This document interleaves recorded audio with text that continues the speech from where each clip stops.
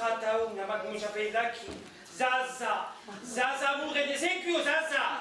Otti la ne ho più, se lo sapete che la mamma fa per un mezzo!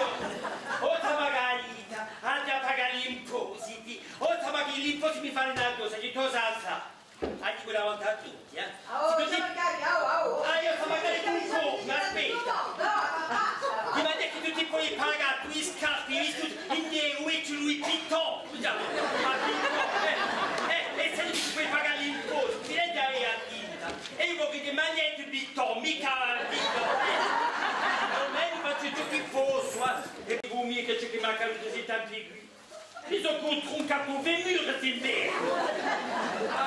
E poi hai una paura che mi dici che quelli che si trovano nel femur sono lecchi, ma sono sempre qui e sempre in gambo, e poi dopo mi hanno portato in una casa di ventilata, sapete niente?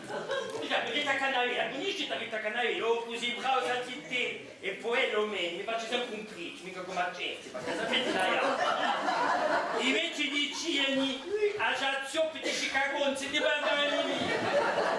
allora fate sempre la casa di riposo, ero così tranquillo, mi ha affaccato, un giorno Benedetto mi va a vedere, lo conoscete mica? È quelli che mi corrono da tempo 50 anni, e c'è un buon più stomaco, mi ha affaccato un sacco di confitture, stava là, dici, otta Margarita, mi dà confitture, dici un sacco pieno, mi posso dare un po' di rito, dici allora, già sparta, spartita, so che ci vede.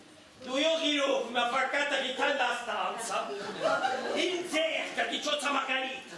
Basta, la metà vostro amico, cosa fai? Io non siete sessuale!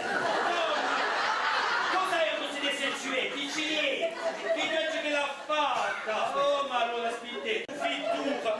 Non era mica una confittura, figlioletta